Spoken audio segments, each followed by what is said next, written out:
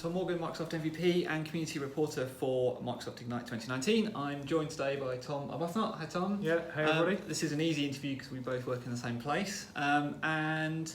It's maybe a bit unfair to call you a veteran Ignite attendee. I mean, you're younger than I am, but it's fair to say you've been to a few. Since Tech Ed and the rename, I've done quite a few. Right, so I thought it'd be good to kind of sit down with you and just figure out if someone's never been to Ignite before, what should they, what are they going into?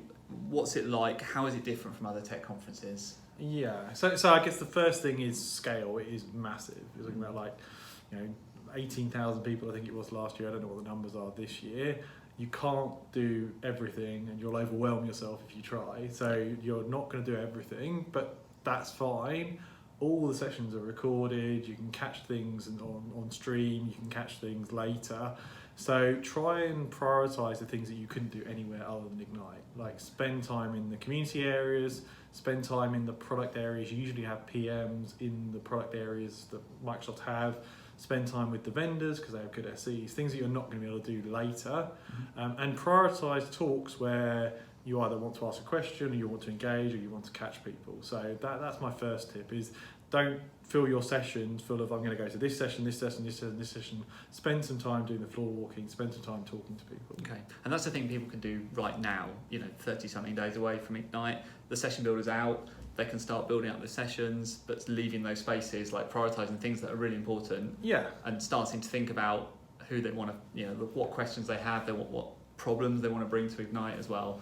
I think this year they're going to have Expert Connect sessions as well, so you can lock in time with either community experts or Microsoft experts as well. So finding time for that sounds like a good thing to do as well, right? Yeah, definitely. And then if you get to those expert sessions or you get to meet your peers, exchange contact details, LinkedIn, email, whatever, that's building up a network that you can then lean on through the rest of the year and maybe meet up again the year after.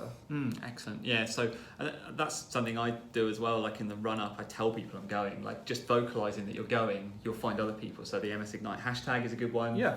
Start telling people now because you meet, you figure out, oh, that person's going that I didn't even know was going, and I definitely want to go and talk to them. Yeah, LinkedIn would be my tip. It's Microsoft owned now, so it sounds a bit cliche, but there's just so much engagement on LinkedIn, and LinkedIn is good because it's your immediate network, so your industry peers and other people that you may already know. Twitter's great too, but it's the Twitter hashtag is all around the world. Anybody, LinkedIn, people that you know will see it. That makes sense. Okay, so we've done the prep. We've got there, we've arrived, we're about to start. What should it's just like that. What should I be taking out of my suitcase? What are the things that should go into that suitcase that are different from just going for a work trip or anything like that? Is it different? Are there things that you pack specifically that you always pack that get you there? I think it's been said before, but you're going to be doing a lot of walking, so making sure you've got shoes that you're not wearing for the first time, that you're worn in. It's good to have a battery charger. Your tip about running your phone in the low battery mode from 100% is really good. Your battery will get smashed if you're doing loads of Twitter and LinkedIn and video and all that kind of stuff. Have some water around. If you're doing extensive networking like a lot of us do, then make sure you're hydrated during the day is pretty important. But other than that, it's a very casual event, so just make sure you've got what you're comfortable in. There's no particular dress code, there's no particular way you need to be. It's just come with whatever you're comfortable in, really. I think definitely. I think the only thing that I would add to that is because I'm quite I like to be quite organised about stuff. I already know the bus routes, the shuttle routes. I know what's happening. I do not. No, it's just quite funny when we go anywhere together. So I like to know ahead of time all the shuttles. So all that stuff gets published beforehand if you want to find it. I add it all onto my phone so I know kind of where I'm going, what I'm doing. It minimises the time spent kind of looking up and wandering around trying to figure out how to get to where you need to go. Because there are a lot of people around as well. That's the other thing. My tip would be don't stress about that stuff. Absolutely, you should probably do somewhere between the two of us level of prep to know what's going on. But you're there's so many helpers around and there's so many people around. You're just the bus routes are all laid out. There's signposts everywhere. If you're staying in one of the the hotels, there'll be people pointing to the buses. There'll be people to ask for questions. So don't feel like you need to know exactly where everything is to the nth degree, you'll generally find things. Yeah, that's true actually. That's a fair point. I'd forgotten that. There's a lot of signs, there's a lot of people in t-shirts to help, and so yeah, you can't everywhere. Like it's almost like from wherever you are that whole week, if you look around in like a circle, you'll see someone. There'll be someone there to help you.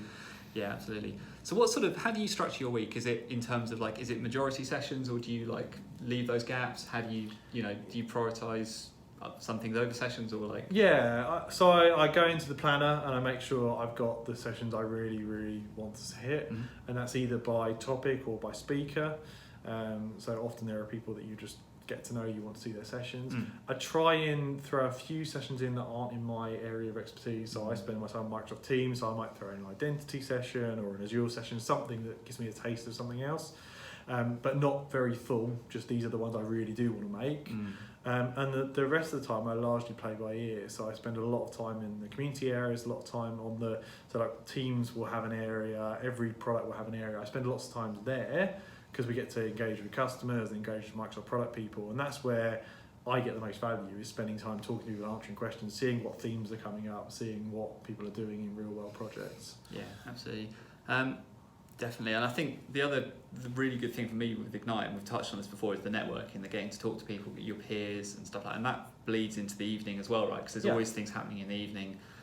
There's obviously the official events, the attendee events, the welcome events, then there's any number of other kind of events you can go to as well, right? Yeah, loads of vendor parties, and that's where following, again, Twitter hashtags and your friendly vendors, stuff like that, like AvePoint, for example, have a pretty well-renowned party.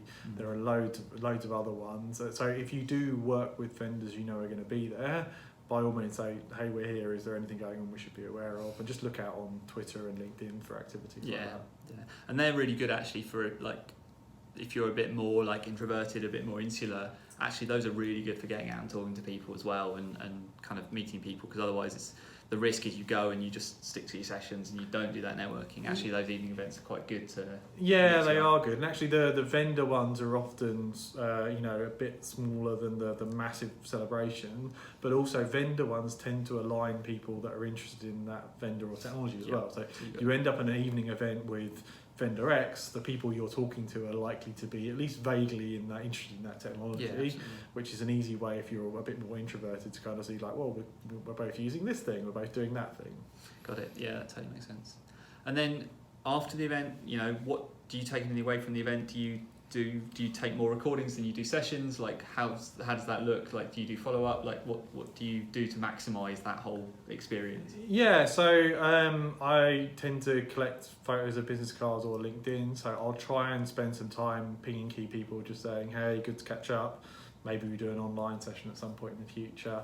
I then spend ages watching back the various recordings. I don't know if they're going to be posted to YouTube again this year. They were YouTube last year, they've been Channel 9 before. But if you've got YouTube Premium, you can offline that stuff as well, so you can listen to it on the tube or on transport. But yeah, the recordings are all there, so you almost end up with like a year's worth of content you could go through at your own pace. Yeah, there's always more content. Like I always try and get the downloads and watch them on the plane on the way home if I can, or like fairly soon afterwards, because otherwise like stuff comes in again, work comes in, and it's so hard to find the time. Yeah, that's the thing. I do it in transport, so there is no time in the day most of the time to sit down and watch them, but I end up going to customer site a lot, so train journeys, car journeys, I'll just listen to the audio in the background, that kind of thing. Yeah, no, totally.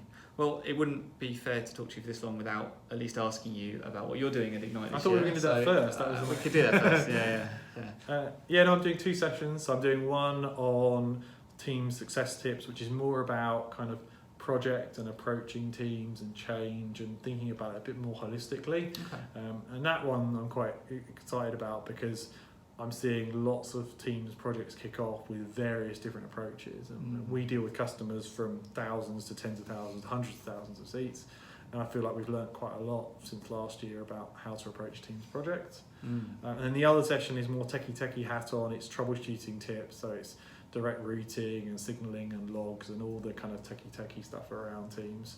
So 2 contrasting sessions, kind of big high level how you should approach a project, and much more low level, you've deployed Teams phones, direct routing, changed a policy, what are the 10 things you could do to look at to make sure those things are working, that type of thing. Awesome. Oh, well, those are in the session builder now, so you can go and find those.